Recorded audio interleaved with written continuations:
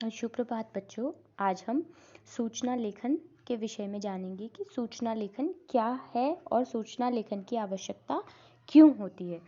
ठीक है, सबसे पहले हम देखेंगे कि सूचना लेखन का अर्थ क्या है। सूचना लेखन का अर्थ है किसी होने वाले आयोजन अथवा कार्यक्रम की संक्षिप्त, पूर्ण एवं सटीक जानकारी देना सूचना लेखन होता है। यानी कि अगर हम कोई प्रोग्राम ऑर्गेनाइज कर रहे हैं या फिर कोई कार्यक्रम का आयोजन कर रहे हैं तो उस कार्यक्रम की सटीक और पूर्ण जानकारी को सूचना लेखन कहते हैं। सूचना का उद्देश्य होता है संबंधित कार्यक्रम आयोजन के नाम के साथ साथ दिनांक, दिन, समय, स्थान, समयावधि आदि की सही जानकारी देना।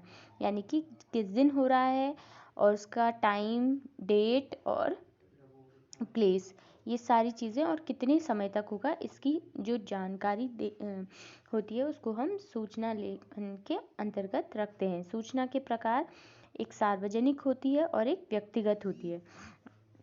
सार्वजनिक में विद्यालयों में सूचना पट पर लगाई जाने वाली विभिन्न कार्यक्रमों अथवा छात्रों की से संबंधित जानकारी, समाचार पत्रों में प्रकाशित होने वाली विभिन्न प्रकार की सूचनाएं जो किसी सभा, संस्था, दल, व्यापारी संगठन द्वारा दी जाती है, उन्हें सार्वजनिक सूचना कहते हैं। अगला है व्यक्तिगत। जब कोई व्यक्ति विशेष अपने स्वयं से संबंधित सूचना समाचार पत्र में अन्य किसी पत्र पत्रिका के माध्यम से देता है तो उसे हम व्यक्तिगत सूचना कहते हैं। सूचना के अंग कौन कौन से होते हैं? शीर्षक होता है इसमें, विषय का वर्णन। ठीक है, ये तीन चीज़ें महत्वपूर्ण हैं। शीर्षक, जिस संस्था अथवा संगठन द्वारा सूचना दी जा रही है उसका नाम सूचना के शीर्षक के रूप में लिखना चाहिए। यानी कि हम जिस भी विषय में सूचना दे रहे हैं तो उस सूचना से पूर्व हम उस संगठन का नाम ऊपर से लिखेंगे।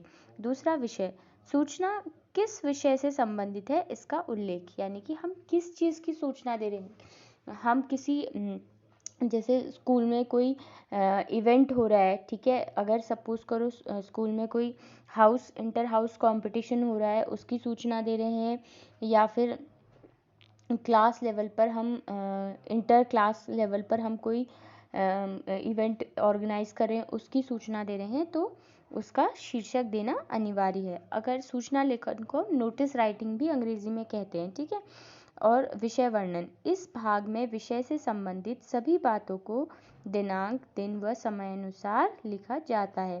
अंत में यदि आवश्यक हो तो संबंधित अधिकारी का नाम भी लिखा जाता है। यानी कि कौन इसे ऑर्गेनाइज करा रहा है और क्या क्या बातें इसमें अनिवार्य हैं इस कार्यक्रम से जुड़ी, उसकी कुछ महत्वपूर्ण जानकारियाँ दी जाती हैं। ठीक है, अगला है सूचना लिखते समय ध्यान रखने वाले बिंदु। कौन कौन से बिंदुओं का हमने ध्यान रखना है? सूचना का विषय स्पष्ट एवं पूर्ण होना चाहिए। यानी कि जो जो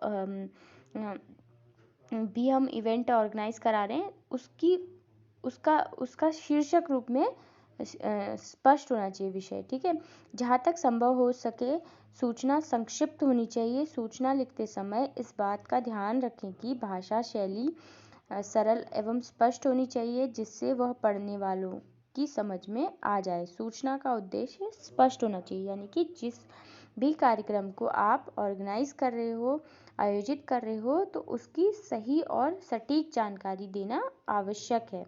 ठीक है, संबंधित कार्यक्रम आयोजन का दिनांक, समय आदि समय होना चाहिए। यानी कि जो भी आप दिन, समय और दिनांक रख रहे हैं वो सही होनी चाहिए। ऐसा नहीं कि आपने आज 2 दिन बाद का रखा है और आप कह रहे हो कि अभी वो तैयारी नहीं हुई है, अब उसके अगले हफ्ते होगा। ऐसा नहीं होना चाहिए।